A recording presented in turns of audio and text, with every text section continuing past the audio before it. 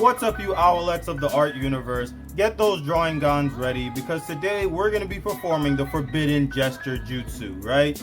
And before pulling off this legendary technique, the first thing you want to know is how to hold your wood style pencil blade, right? So the first form is the Stardust breaking point, which gives the user aimbot levels of precision and accuracy. And I'm going to show you guys exactly how to do that right now if you didn't know how to before. So what you're going to do is make an L sign like the kids did on the playground to call each other's losers. And then you're just going to rest your pencil right in between your thumb and your pointer finger. And it's not this, like this is how you write, this is how you'd be writing letters, it's this, right? And then there's the second form, which is the calm tide tsunami. And in this state, you will experience tranquility in your mind and body, allowing the pencil to flow across the paper, creating big fluid lines. And they're going to be nice and light and silky, kinda. That's exactly what this technique is really meant for. And the way you hold your pencil is like so. So you're going to take your thumb, put it right here, wherever it feels comfortable. And then you're going to put your pointer finger or your middle finger to pinch it, and then your pointer finger will go right in the front, and then your other two fingers can kind of just hold the back steady. So it's going to look like this, right? Simple as that. The next thing you want to know is the types of lines that you can use when doing gesture. And that's the C line, which is shaped like a C, the S line, which is shaped like an S, and then straight lines for when you're drawing like the joints and they're at a very extreme angle. Use a straight line to just make 90 degrees. And you're also going to be looking for the longest line of action or the most fluid line in each part of the body. So from the head all the way down to the hips, what's the most fluid line? From the hips down to the toes, which line is the most fluid? And then from your collarbone all the way to the tips of your finger, the same thing. There's always some longest line or fluid line within each part of the body. Also, forgot to mention, when you're drawing in gesture, do not use your wrist. There is no wrist in here. It's all elbow and shoulder. Just the elbow, right? A little bit of elbow grease and a little bit of shoulder. That's all you need. Don't do this with your wrist.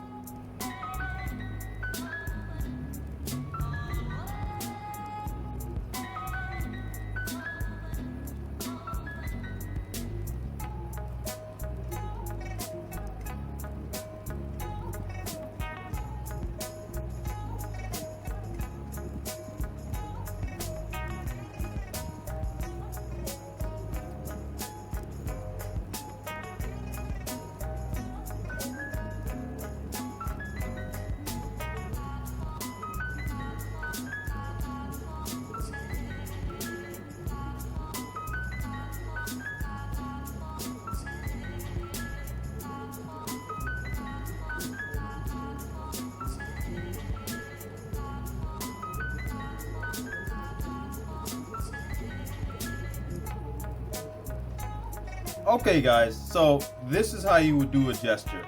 It's simple, it doesn't have too many contours, the lines are very fluid. Single strokes is what you're going for, not this. The whole point of this technique is to reduce all this, like when you're drawing a circle or something like that, you want to do all these extra lines. You want it to be one smooth line. You see how nice that was? Instead of doing all this extra, like all these extra circles. Like it just helps reduce the mess and the clutter, and it gives you an exact idea of what you want to be drawing. You don't want to be drawing a bunch of lines that are just gonna create bad habits, basically. So let's just go over some of these lines real quick, right? So right here, what we've got is kind of like a C line. Now this one's at a nice sharp angle because of how far my subject was bent. So, but the whole idea is this. It came in and then it came back around, right? Like a C. That's how a C works. And then over here, it makes an S. So it's like this. Right? You guys see that? Let me just draw it a little closer. Ooh. Arrows right there. And then here, you see it? One goes like this, and the other like so. And then when it comes to the straight lines, this is what I meant, like this elbow. See how the elbow just comes like this and then makes another kind of sharp curve coming back around into the armpit? That's what you want to do with those straight lines. If something is at an extreme angle, don't try to force it into being a C line or an S line. It's gonna make your gesture look a little awkward and uncomfortable.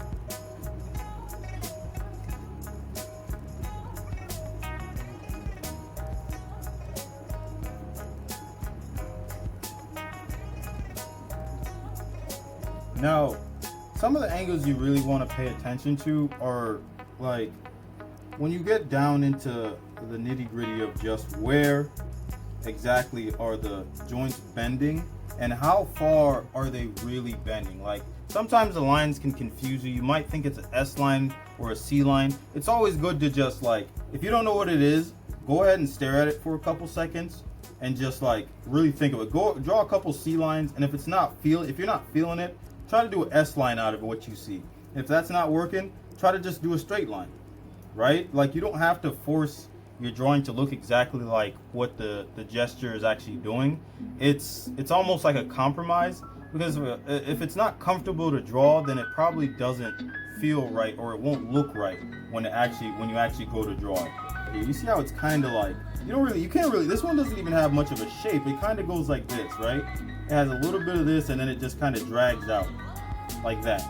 Like that's an S line. I would feel like that's an S line, and that's where it comes in to be like, oh, let me just sit and stare at it a little bit. Is it just one long straight line, or is it a very soft S line? And then you can see some of these C lines right in between the shoulder, right here, where they just kind of go from the shoulder and follow straight into the arm, into its elbows. Simple as that, from the neck and out, right? Same thing with where her hips are bending, right there. You've got the same kind of motion happening. And you really just want to drill this sometimes. Just drill it over and over again until you feel like you can feel the lines are talking to you. When the lines start talking to you and you start dreaming about them, then you know you've got it down. All right. Now, there's another way that I do like to draw gestures, using 3D shapes. Or once I fully understand it in its 3D shape, then I'll go ahead and draw it in a gesture. And it really helps you understand what the figure is actually doing. So when you go to draw it in a gesture, in my opinion, it helps me draw it a little bit better. So what I'll do is I'll come on over on this side. So split your paper in half if you want to follow along, and I'll just try to figure out what is this shape, what is this figure doing, right? Let me see.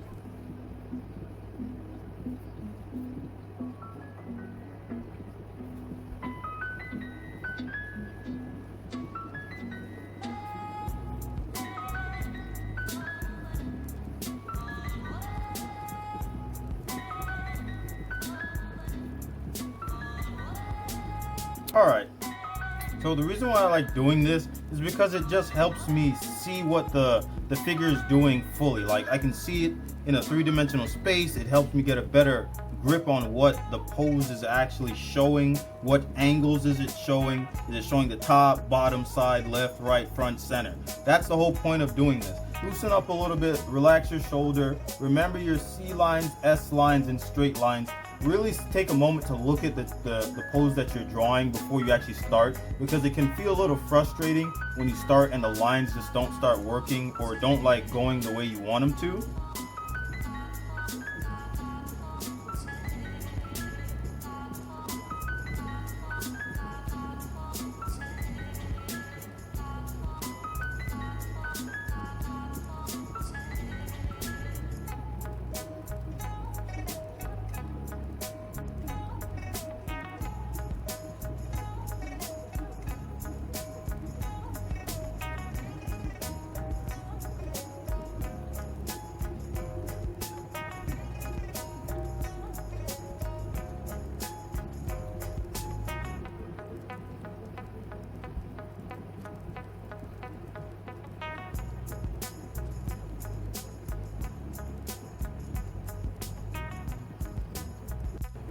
And there you go. And you notice that I put a little bit more contours to the body. Once you understand some anatomy, you'll be able to do this. But overall, this is still just a gesture drawing. There's nothing crazy, insane detailed about it. It's pretty simple. It's pretty smooth. Not too many double lines. And you got it done in a short period of time. Now, you don't want to do gesture drawings that are like 30 seconds to a minute. I tried doing that, which is the way people generally try to teach gesture drawing. It did not help me.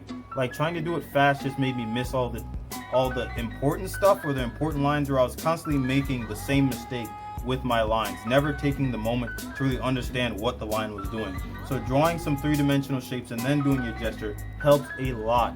Once you understand your figure in multiple forms, whether it's geometric shapes that are flat or three-dimensional geometric shapes that are gonna really bring some life to it, like I did right here, and then all the way down to just gestures, like the smooth, fluid lines, it will help as you go on when drawing human poses. Again, we're gonna draw it in 3D shapes to really get an understanding of it, right?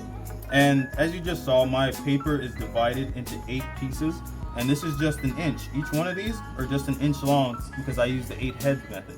So I use 8 inches to draw my gestures. It gives you a little bit more control, a little bit better format, and keeps your proportions about the right length.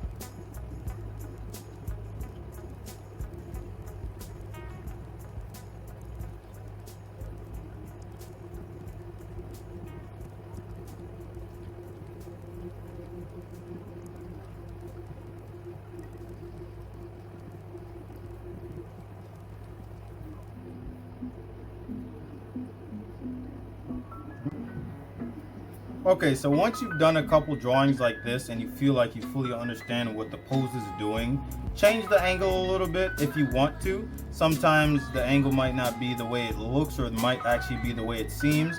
So it's always good to just change it up a little bit, see what else you can get out of it, and you might realize what the figure is actually doing. Once you finish that, then you do what you did before. Like I said, rinse, wash, repeat. That's all this technique is. Once you start to get a hang of what you're supposed to do, you just keep repeating what's good, or the good things that you've done, and you'll improve slowly.